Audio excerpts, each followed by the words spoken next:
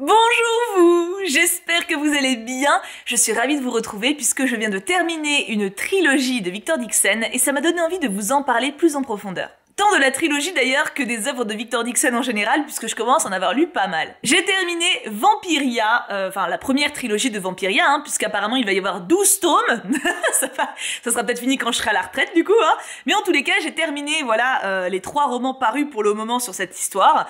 Et j'ai beaucoup aimé. Et en même temps, c'est une lecture qui m'a apporté pas mal de sujets de réflexion au niveau du style en général et au niveau du young adult en général. Victor Dixon, ça a été un des premiers auteurs que j'ai lu quand je me suis mise au young adult sans même m'en rendre compte, puisque j'avais lu avant ma phase young adult Animal. Alors je connaissais pas encore l'appellation à cette époque, La malédiction de Boucle d'Or et La prophétie de la Reine des Neiges. C'est une duologie que j'ai énormément aimée. Pour le coup, en fait, c'est inspiré des contes de fées. C'est une sorte de réécriture de Boucle d'Or et les Trois Ours et de la Reine des Neiges. Et honnêtement, j'avais été conquise à l'époque par la maturité de la plume, la beauté également du style et le voyage que ça avait proposé. Je vous lis le résumé du tome 1 parce que vous allez voir, c'est très rapide. 1832. Blonde, 17 ans, a grandi dans un couvent entouré de mystères. Qui sont ses parents et que leur est-il arrivé? Quelle est la cause de ces évanouissements fréquents? Alors qu'elle s'enfuit pour remonter seule le fil du passé, Blonde se découvre un côté obscur, une part animale. Il y a au cœur de son histoire un terrible secret. Une vertigineuse aventure mêlant romantisme et fantastique. C'était trop bien. Je m'en souviens encore très bien de cette lecture alors que ça date. Et j'avais découvert du coup un côté fantasy, jeunesse, mais qui était quand même très adulte dans la plume. Il y avait un bel effet stylistique, il y avait des personnages recherchés, creusés, et j'adorais le clin d'œil aux contes de fées. J'étais donc très enthousiaste sur cet auteur, et après j'ai découvert Phobos. Alors, je me dis que peut-être il faudrait que je lui redonne une chance. À l'époque, du coup, je l'avais lu, je l'avais emprunté en médiathèque. Parce que j'achetais pas tous les livres qui passaient non plus, donc j'avais emprunté le tome 1, que j'avais trouvé intéressant. Phobos, en gros, c'est une dystopie, ça parle de notre monde actuel. Et il y a une espèce de télé-réalité qui se met en place pour des gens qui vont vivre sur Mars, histoire de coloniser Mars. Et il y a des jeunes adultes qui sont tirés au sort, choisis plutôt pour être les premiers colons de cette planète. Et il y a une télé-réalité qui fait qu'on les suit H24 et les gens sur Terre peuvent donner de l'argent pour qu'ils aient plus de trucs là-bas.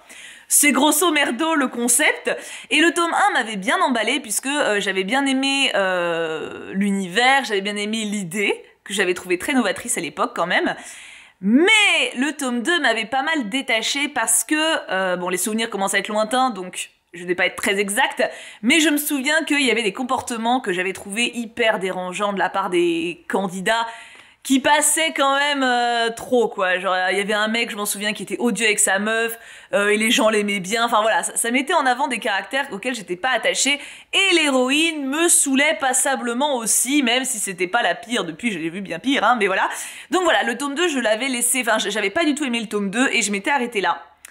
Et là, du coup, j'ai lu Vampiria, donc les 3 tomes. Alors, j'en ai aucun à la maison, décidément, il y a que Animal que j'ai à la maison, parce que je les ai aussi empruntés. Le tome 1, je l'avais emprunté à Bébou, et un de mes amis, et les tomes 2 et 3, je les ai empruntés en médiathèque. Donc, décidément, je suis abonnée au fait de ne pas avoir de Victor Dixon chez moi. J'ai beaucoup aimé cette trilogie. Et en fait, elle m'a entraîné une espèce de déclic par rapport à son style. Parce que en gros, Vampiria, c'est dans le passé, c'est à l'époque de Louis XIV, enfin quelques siècles après, parce qu'ils sont tous vampires, et on suit Jeanne, qui est une jeune fille du peuple, qui ne veut pas, en gros, qui va lutter contre la Vampiria, contre les vampires, et essayer de ramener le jour, la lumière dans le monde qui est le sien, qui est donc envahi par la nuit et par les suceurs de sang. Et déjà, en fait, en lisant le tome 1, alors le tome 2, je l'ai trouvé un peu en dessous, pour le coup, mais le tome 1 m'avait beaucoup plu par sa noirceur, par la profondeur du drame, en fait. J'aime bien quand les livres osent. J'aime bien quand l'auteur ose nous faire perdre des personnages, ose franchir certaines limites que d'habitude on franchit pas forcément en young adulte ou en jeunesse. Du coup, le 1 m'avait beaucoup plu. Le 2, j'étais un peu en mode parce qu'on part sur complètement autre chose. En fait, on quitte un petit peu l'entourage qu'on avait pour une aventure un peu en solo et bon, je trouve pas que ça apporte grand chose. Mais le 3, par contre, m'a complètement remise dedans. Alors, il y a des petits clichés qui sont propres au young adulte, genre les romances, voilà, il y a des trucs qui ressortent, mais il y a des thématiques hyper intéressantes qui sont abordées et le style est toujours efficace. On est sur quelque chose qui n'a pas peur d'être brutal, qui n'a pas peur de remuer les convenances, qui n'a pas peur de choquer le lecteur. Et c'est pour ça que je me dis qu'après avoir lu celui-ci, ça vaudrait peut-être la peine de relire Phobos, parce que du coup, j'ai pas lu la saga en entier. Alors, je maintiens mon opinion que pour moi, un tome doit pouvoir être jugé tout seul, et s'il y a un tome qui a une fin qui te débecte et où tu peux pas blairer les personnages, il y a quand même quelque chose qui marche pas, tu vois. Mais, maintenant que je connais un peu plus la mentalité ou la façon de voir les choses de Victor Dixon à travers ses romans, je pense que Phobos doit traiter des choses plus intéressantes que ce qui m'a agacé à l'époque. Du coup, peut-être que je retenterai. Mais je me rappelle que j'avais été quand même fort courroux, donc c'est peut-être pas pour demain, tu vois. Mais du coup, Vampiria, je trouve que ça propose une vision de la littérature jeunesse ou young adulte qui est hyper bienvenue. À une époque où justement il y a une prolifération énorme de production littéraire sur ces titres-là. Il y a beaucoup de choses très attendues, il y a beaucoup de codes maintenant dans le young adulte qui sont reconnaissables, genre le Enemy to Lovers qu'on retrouve partout, surtout en fantasy, tu vois. Il y a des trucs que maintenant en vrai quand tu es un peu rompu à ce genre-là, quand tu ouvres un bouquin, tu sais un petit peu, tu peux des fois deviner un peu comment ça va se terminer. Ce que j'aime bien avec Dixon, c'est que il a pas peur, de sortir de ça. Et c'est hyper, ça apporte un souffle nouveau, je trouve, à ce genre-là. Vampiria, ce que j'aime également beaucoup, c'est qu'il y a un retour des vampires dark, des vampires sombres, à la Anne Rice et à Bram Stoker. Et c'est pareil, ça fait du bien de pas juste avoir des mecs avec des fêlures gentillets. Là, t'as des mecs qui sont mauvais. T'as des mecs qui sont profondément cruels, t'as des gens qui sont... Alors, ce qui n'empêche pas des fois de voir c'est pas parce que t'es un vampire que t'es un connard dans le bouquin, t'en as des sympas, hein. Mais, il y a... Comment dire ça? Ouais, il y a une espèce de culot d'oser aller dans la noirceur, dans les meurtres, dans la mort, c'est stylé. Et en vrai, cette saga, elle m'a fait me poser pas mal de questions par rapport au genre du coup littéraire du young adulte, mais aussi par rapport à la plume de Victor Dixon, et... Je trouve qu'il passe des messages qui sont quand même super intéressants. Dans Animal, alors c'est pareil, ma lecture remonte à plus de 10 ans, même si je m'en souviens en vrai pas mal, il y a une grosse question identitaire, mais il y a plein de réflexions à côté de ça qui sont hyper salutaires, du genre féminisme, place dans la société, discrimination en fonction de ton apparence physique, en fonction de tes capacités. C'était déjà des thématiques qui étaient quand même super intéressantes. Dans Phobos, même si... j'ai lâché en cours de route. Les thématiques abordées étaient quand même hyper pertinentes aussi. Toute la vacuité de la télé-réalité, toute l'impression de connaître des personnalités qu'on voit à travers un écran alors qu'on ne sait rien, le danger également de l'argent qui régit tout. Tu vois, il y a des thèmes qui sont quand même forts dans ces œuvres. Et dans Vampiria, il y a quand même une énorme part d'esclavage, surtout dans le tome 3, une énorme réflexion, ou en tout cas une énorme critique de l'esclavage, du racisme, tout simplement du nivellement par la classe dans la société, par rapport à l'argent aussi, mais même par rapport à l'esthétique, par rapport au visuel, par rapport au sexe. Il y a énormément de réflexions sur la discrimination. C'est pas des livres moralisateurs, hein, c'est pas des livres qui sont en mode... Bon, alors un petit peu dans quelques messages de société quand même, genre, il y a beaucoup de parties contre l'esclavage, tu vois, dans le tome 3. Il y a un personnage qui est vraiment, genre, c'est son cheval de bataille, donc ça revient. Mais c'est des livres, en fait, qui racontent des histoires, et en même temps, partagent des valeurs qui sont positives, en tout cas, selon moi, hein. Et je trouve que c'est très intéressant. C'est intéressant aussi de pas avoir une vision manichéenne du bien et du mal. C'est intéressant d'oser tuer. C'est intéressant d'avoir, par exemple, des personnages principaux féminins qui tuent. Combien on a d'exemples comme ça? Pas tant que ça. Il y a pas tant d'héroïnes qui osent tuer, ou alors qui sont en mode après genre ah, j'aurais pas dû, ah je suis une mauvaise personne, ce qui est plutôt bien, hein, je veux dire, on n'est pas censé tuer des gens tous les jours, mais là, dans Vampiria par exemple, t'as une héroïne qui tue au KLM, alors limite un peu trop des fois, genre ouais meuf, calme-toi, discute avant quand même, mais c'est rafraîchissant je trouve. Alors, dans une certaine mesure, on s'entend, hein, mais c'est rafraîchissant d'oser proposer quelque chose de différent. Et en fait, avec le recul, je me rends compte que dans les œuvres de Dixon, c'est différent à chaque fois. Du coup, ouais, j'ai bien envie de relire Phobos, alors j'ai très peur de rager. En vrai, je me rappelle bien du tome 1, donc peut-être retaper juste le tome 2, parce que le 1, je me rappelle vraiment, tu vois, c'est un peu la grosse introduction.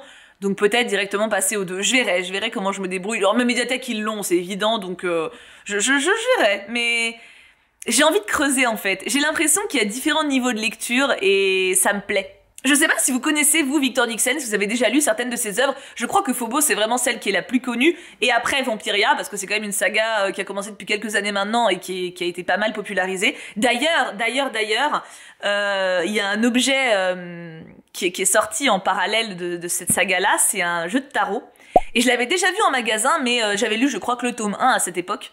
Et je m'étais dit, ouais, je vois pas trop l'intérêt. Et en fait, dans le tome 2 et dans le 3, tu le vois, ce tarot. Tu le vois beaucoup. Et il a un sens très fort. Et j'ai adoré le découvrir justement dans ce tome 3. T'as même des petits passages d'illustration. Alors attendez, je vais essayer de vous le retrouver parce que t'en as 2-3, t'en as pas 50 non plus, hein. A few moments later. Tiens, voilà, par exemple. Donc là, c'est très bien, je vous montre les cartes cachées.